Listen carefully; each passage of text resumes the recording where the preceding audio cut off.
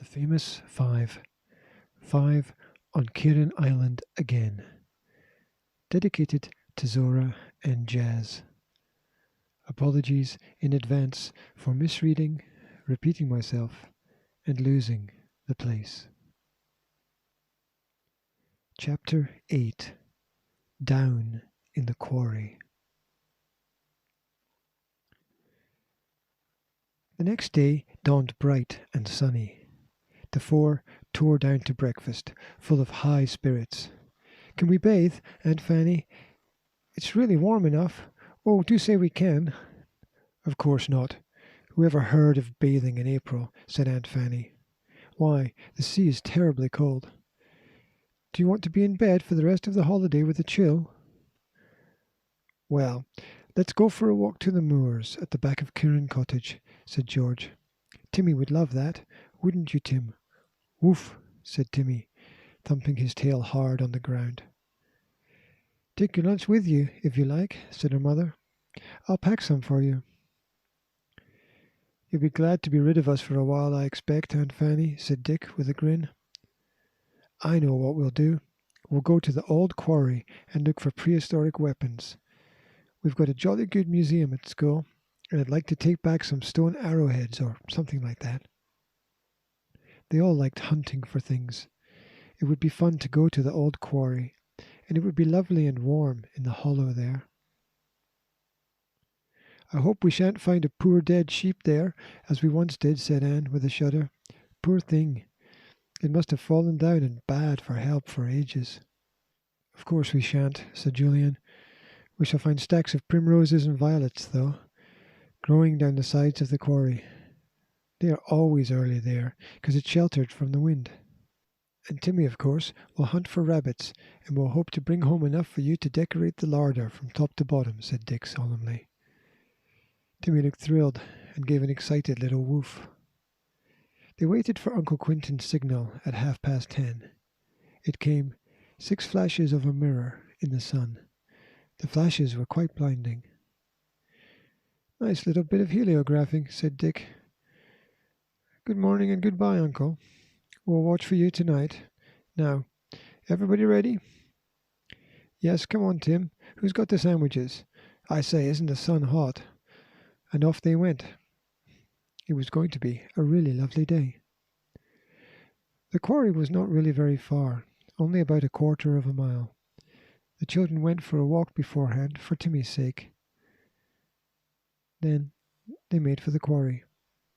It was a strange place. At some time or other it had been deeply quarried for stone, and then left to itself. Now the sides were covered with small bushes and grass and plants of all kinds. In the sandy places heather grew. The sides were very steep, and as few people came there were no paths to follow. It was like a huge rough bowl, irregular in places, and full of colour now where primroses opened their pale petals to the sky. Violets grew there by the thousands, both white and purple. Cowslips were opening too, the earliest anywhere. "Oh, it's lovely," said Anne, stopping at the top and looking down. "Simply super. I never in my life saw so many primroses, nor such huge ones." "Be careful how you go, Anne," said Julian. "These sides are very steep. If you lose your footing, you'll roll right down to the bottom and find yourself with a broken arm or leg." "I'll be careful," said Anne. "I'll throw my basket down to the bottom so that I can have 2 hands to cling to bushes with if I want to." She flung the basket down, and it bounced all the way to the bottom of the quarry. The children climbed down to where they wanted to go. The girls to a great patch of big primroses, the boys to a place where they thought they might find stone weapons. "Hello," said a voice suddenly from much lower down. The 4 stopped in surprise, and Timmy growled. "Why, it's you," said George, recognizing the boy they had met the day before. "Yes, I don't know if you know my name." "It's Martin Curtin," said the boy. Julian told him their names too. "We've come to picnic here," he said, "and to see if we can find some stone weapons. What have you come for?" "Oh, to see if I can find stone weapons too," said the boy. Have you found any? Asked George. No, not yet. Well, you won't find any just here, said Dick. Not in the heather. You want to come over here where the ground is bare and gravelly. Dick was trying to be friendly, to make up for the day before. Martin came over and began to scrape about with the boys. They had trowels with them, but he only had his hands. Isn't it hot down here? Called Anne. I'm going to take off my coat. Timmy had his head and shoulders down a rabbit hole. He was scraping violently, sending up heaps of soil behind him in a shower. Don't go near Timmy unless you want to be buried in earth, said Dick. Hey, Timmy, is a rabbit really all that hard work? Apparently it was, for Timmy, panting loudly, went on digging for all he was worth. A stone flew high into the air and hit Julian. He rubbed his cheek. Then he looked at the stone that lay beside him. He gave a shout. Look at this! A jolly fine arrowhead! Thanks, Timmy, old fellow. Very good of you to go digging for me. What about a hammerhead next time? The others came to see the stone arrowhead. Anne thought she would never have known what it was, but Julian and Dick exclaimed over it in admiration. Jolly good specimen, said Dick. See how it's been shaped, George? To think that this was used thousands of years ago to kill the enemies of a caveman. Martin did not say much. He just looked at the arrowhead, which certainly was a fine, unspoiled specimen, and then turned away. Dick thought he was a strange fellow, a bit dull and boring. He wondered if they ought to ask him to their picnic. But he didn't want to in the least. But George did. Are you having a picnic here too? She said. Martin shook his head. No, I haven't brought any sandwiches. Well, we've plenty. Stay and have some with us when we eat them, said George generously. Thanks. It's very nice of you, said the boy. And will you come and see my television this afternoon in return? I'd like you to. Yes, we will, said George. It would be something to do. Oh, Anne, just look at those violets. I've never seen such big white ones before. The boys went deeper down, scraping about with their trowels in any likely place. They came to where a shelf of the stone projected out in a good way. It would be a nice place to have their lunch. The stone would be warm to sit on. It was flat enough to take ginger beer bottles and cups in safety. At 12:30, they all had their lunch. They were very hungry. Martin shared their sandwiches and became quite friendly over them. Best sandwiches I've ever tasted, he said. I do like those sardine ones. Does your mother make them for you? I wish I had a mother. Mine died years ago. There was a sympathetic silence. The four could not think of any worse thing to happen to a boy or a girl. They offered Martin the nicest buns and the biggest piece of cake immediately. I saw your father flashing his signals last night, said Martin, munching a bun. Dick looked up at once. How do you know he was signalling? He asked. Who told you? Nobody, said the boy. I just saw the 6 flashes, and I thought it must be George's father. He looked surprised at Dick's sharp tone. Julian gave Dick a nudge to warn him not to go off the deep end again. George scowled at Dick.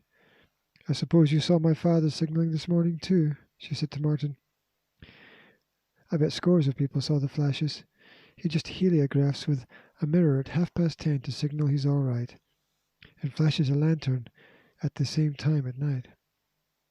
Now it was Dick's turn to scowl at George. Why give away all this information? It wasn't necessary. Dick felt sure she was going to pay him back for his sharp question. He tried to change the subject. So where'd you go to school? He asked. I don't, said the boy. I've been ill. Well, where did you go to school before you were ill? Asked Dick. I had a tutor, said Martin. I didn't go to school. Bad luck, said Julian. He thought it must be terrible not to go to school and have all the fun, the work, and the games of school life. He looked curiously at Martin. Was he one of those rather stupid boys who did no good at school, but had to have a tutor at home? Still, he didn't look stupid. He just looked rather sullen and dull. Timmy was sitting on the warm stone with the others. He had his share of the sandwiches, but had to be rationed, as Martin had to have some too. He was funny with Martin. He took absolutely no notice of him at all. Martin might not have been there, and Martin took no notice of Timmy. He did not talk to him or pat him. Anne was sure he didn't really like dogs, as he said he did. How could anyone be with Timmy and not even give him one pat? Timmy did not even look at Martin, but sat with his back to him, leaning against George. It was really rather amusing, if it wasn't so odd. After all, George was talking in a friendly way to Martin. They were sharing their food with him, and Timmy behaved as if Martin simply wasn't there at all. Anne was just about to remark on Timmy's odd behavior when he yawned, shook himself, and leapt down from the rock. "He's going rabbiting again," said Julian. "Hey, Tim, find me another arrowhead, will you, old fellow?" Timmy wagged his tail. He disappeared under the shelf of rock, and there came the sound of digging. A shower of stones and soil flew into the air. The children lay back on the stone and felt sleepy. They talked for some minutes, and then Anne felt her eyes closing. She was awakened by George's voice. "Where's Timmy? Timmy! Timmy! Come here! Where have you got to?" But no Timmy came. There was not even an answering bark. "Oh, blow," said George. "Now he's gone down some extra deep rabbit hole, I suppose. I must get him. Timmy! Wherever are you?"